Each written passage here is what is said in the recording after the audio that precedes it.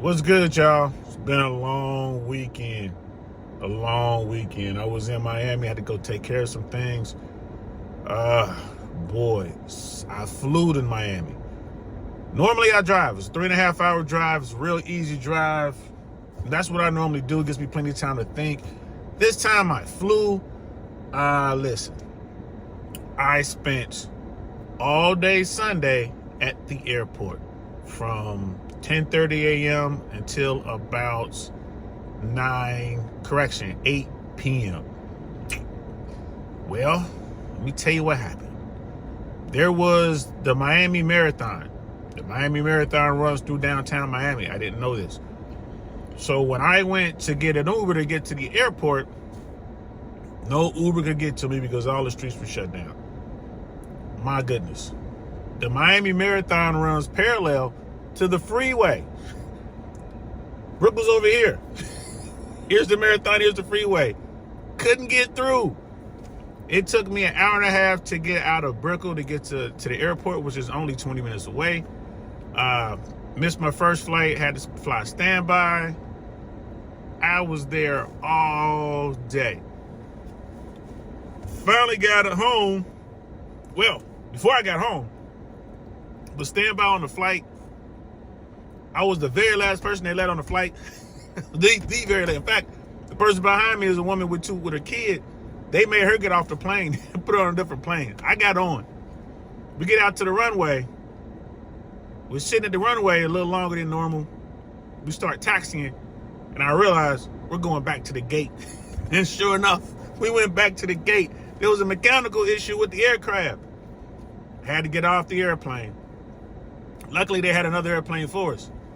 We got on that airplane and finally got out of Miami around 8 p.m. You know, shout out to American Airlines. They were very nice about everything. I mean, you can tell these people deal with the worst of the worst when it comes to Karens and male Karens. I don't know what they're called. But listen, y'all, we did all that, finally got back to Tampa, and to add insult to injury, my Bengals lost by 3. Yo, I'm not going to lie to you. This guy was not a happy camper. But I will say this. Shout out to the Cincinnati Bengals. Thank you for another great season. We didn't quite get there, but we were in the hunt. In the hunt. There's only one more football game left this season that the Bengals ain't playing in. I'm a happy camper. I ain't going to lie to you. When I'm thinking about that organization, our organization, I've been a lifelong fan of the Cincinnati Bengals, and we are living the best era of the Bengals history to date. I'm here to tell you. I was there when Kenny Anderson was there. I was there when Boomer Esiason came up. Nothing like what's going Carson Palmer. Nothing like what's going on right now.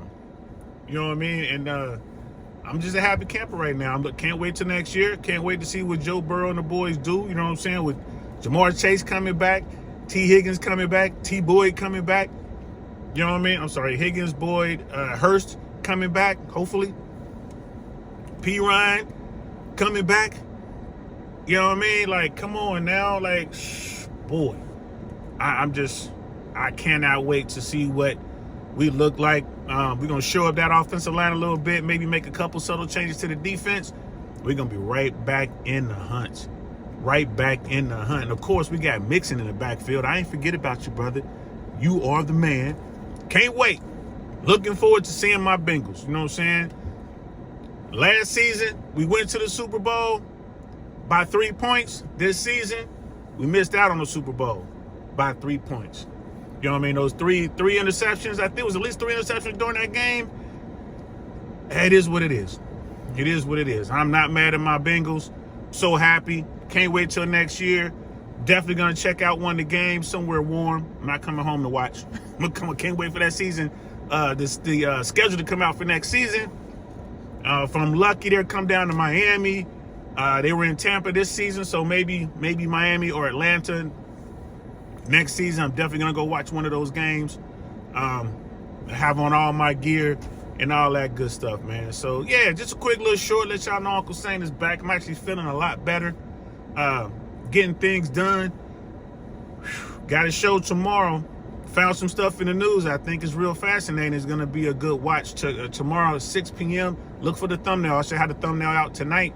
We're going to talk a little bit about how men are being treated by HR.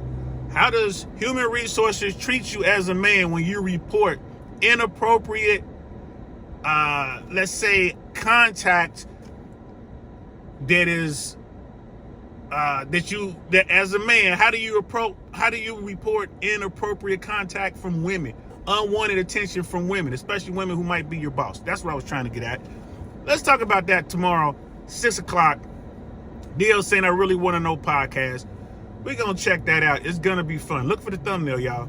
And I got some more stuff coming out as well. Weather's nice again in Tampa. We're going to be getting outside pretty soon when school's out. Going to be out there just interviewing folks, just man on the scene, talking to people. We're going to see, y'all. We're going to keep this content coming. We're going to keep changing it up. We're going to keep pushing until we get there. You know what I mean? Shout out to all the content creators out there who was getting it. Just Pearly Things, Fresh and Fit, Donovan Sharp, and everyone else out there. Shout out to Rich Cooper, Rollo Tomasi. Rollo Tomasi was on Dr. Phil. Did y'all see that? We might have to break that down. Absolutely might have to break that one down. Shout out to Valuetainment, Patrick Beck, David, Sauce Cass, and the whole crew over there. Shout out to all y'all. I'm going to holler at y'all later, man. Peace.